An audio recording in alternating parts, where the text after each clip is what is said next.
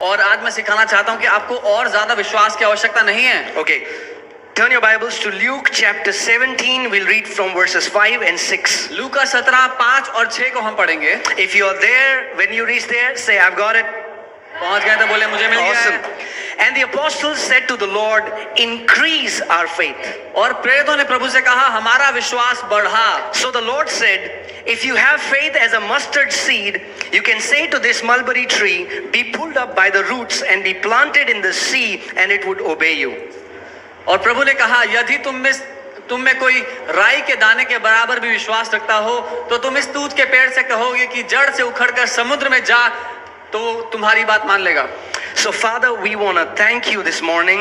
इसलिए पिता हम आज की सुबह आपका धन्यवाद करते हैं. Lord, let your word may come out with accuracy and with boldness, कि Father. आपका वचन सटीकता और बल के साथ सामर्थ्य के साथ आए. Father, as your word says that your word never comes back void, प्रभु जैसा आपका वचन कहता है कि आपका वचन कभी खाली वापस नहीं लौटता, but it performs for which you send your word. लेकिन जिस कारण से आपने उसको भेजा उसको वो पूरा करके आता है. So Father, I pray today your word goes to perform for what it would be sent. इसलिए प्रभु मैं कहता हूँ आपका वचन आज उस बात को पूरा करे जिसके लिए वो भेजा गया है. Father, everyone who hears your word will be illuminated, will receive the revelation knowledge of how to apply faith in their lives. प्रभु हर कोई जो तेरे वचन को आज सुन रहा हो उसके मन में तेरा वचन प्रकाशित हो जाए ताकि उस वचन को वो अपने जीवन में लगा पाए.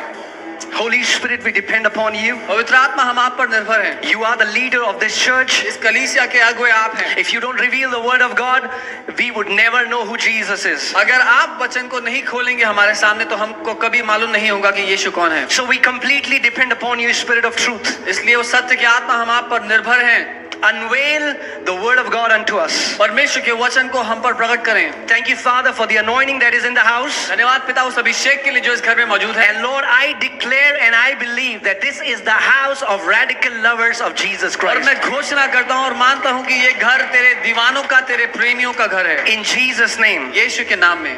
Amen. Amen. You all can be seated, please. आप सब बैठ सकते हैं. So,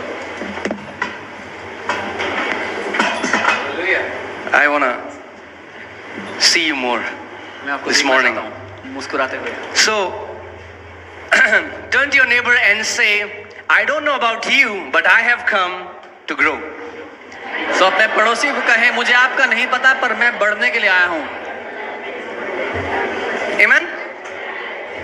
I don't know about you, but I come to church because I want to grow in the image and in the likeness of Christ. मुझे आपका नहीं पता लेकिन मैं मसीह यीशु की छवि और उसकी समानता में बढ़ना चाहता हूँ.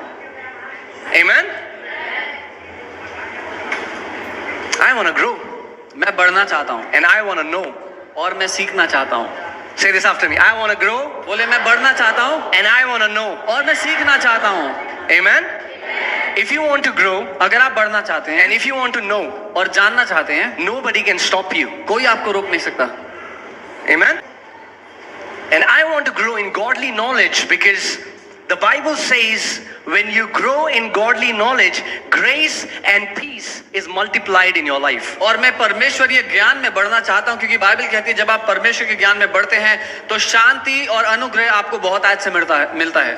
Open your Bibles to 2 Peter. We will read verses 2 and 3. दूसरा पत्रस उसकी दूसरी और तीसरी आयत 2 पढ़ेंगे. Peter 2 and 3. दूसरा It says, पत्रस grace and peace be multiplied to you in the knowledge of God and of Jesus our Lord. और वो कहता है अनुग्रह और शांति तुम्हें बहुतायत से मिलती जाए हमारे प्रभु और यीशु हमारे प्रभु में. How many people want grace here? कितने लोगों को अनुग्रह चाहिए अपनी जिंदगी में? How many people say, I want the grace of God? कितने लोग चाहते हैं कि उनको अनुग्रह मिले? I want abundance of grace. मुझे अनुग्रह की बहुतायत चाहिए. Amen?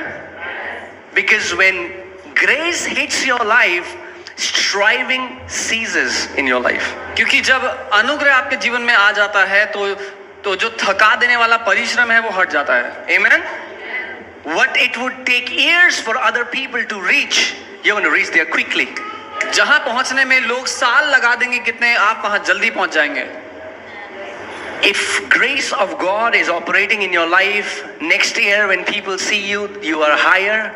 When they see you next year, you are higher. And maybe when they see you on the third year, they cannot even see you because you have gone beyond their sphere of sight. तो जब आप अनुग्रह में जीते हैं, लोग आपको देखेंगे, आपका जीवन अगले साल देखेंगे तो वो ऊंचे स्तर पे होगा पिछले साल से, उसके अगले साल देखेंगे तो वो और ऊंचे स्तर पे होगा, और जब तीसरे साल देखें तो शायद आपका स्तर इतना ऊंचा हो गया हो कि आपके जीवन को देख ही ना पाए. And the Bible is not saying that you will have little bit of grace and peace. Bible says grace and peace will be multiplied. और बाइबल ये नहीं कहती कि थोड़ा सा अनुग्रह आपको मिलता है, लेकिन बाइबल कहती है कि अनुग्रह और शांति बढ़ती चली जाए तुम्हारे जीवन में. And multiplication is an awesome thing. और बढ़ोतरी बहुत अच्छी बात होती है. When grace multiplies, when peace multiplies, when your finances multiply, when your health multiplies, when every good thing in your life starts multiplying, and that's the will of God for you. जब आपके जीवन में अनुग्रह बढ़ता है, शांति बढ़ती है, स्वास्थ्य बढ़ता है, धन दौलत बढ़ता है, तो हर एक अच्छी चीज परमेश्वर चाहता है आपके जीवन में बढ़े. Come on, how many people want multiplication in this house? कितने लोग चाहते हैं उनके घर में, उनके जीवन में Say, Lord, बढ़ोतरी हो? I want multiplication. बोले प्रभु मुझे बढ़ोतरी चाहिए, I want grace and peace to multiply in मुझे my life. अनुग्रह और शांति मेरे जीवन में बढ़ता हुआ चाहिए. Amen? Well, then the Bible gives you the key how to have grace and peace multiplied in your life. तो बाइबल आपको इस बात की चाबी देती है कि कैसे आप अनुग्रह और शांति को बढ़ते हुए अपने जीवन में पा सकते हैं. When you grow in the knowledge of God and in of our Lord Jesus Christ. जब आप परमेश्वर के और हमारे प्रभु यीशु के ज्ञान में बढ़ते हैं तब. And I'm not saying in a sense knowledge. When you read a lot of books, I'm talking about the revelation knowledge that is revealed by the Spirit of God. और पढ़ लिख करके जो आप ज्ञान बटोरते हैं, मैं उसकी बात नहीं कर रहा हूँ, लेकिन मैं प्रकाशन के द्वारा, अनुभव और साक्षात्कारों के द्वारा जो परमेश्वर को आप जानते हैं, मैं उसकी बात कर रहा हूँ. Okay, verse 3. As His divine power has given to us all things that pertain to life and godliness through the knowledge of Him who called us by glory and virtue. क्योंकि उसके ईश्वरीय सामर्थ्य ने सब कुछ जो जीवन और भक्ति से संबंध रखता है हमें उसकी पहचान के द्वारा दिया है, जिसने हमें अपनी ही महिमा और सद्गुण के अनुसार बुलाया है. Would you believe what the Bible says? Are you sure? जो बाइबल कहती है कि आप मानेंगे? Well, then Bible is saying God has already given you all things that pertain to life and godliness. इसीलिए बाइबल कहती है कि परमेश्वर ने आपको वो सारी चीजें दे दी हैं जो आपके जीवन और एक ईश्वरीय जीवन के लिए आपको चाहिए हैं.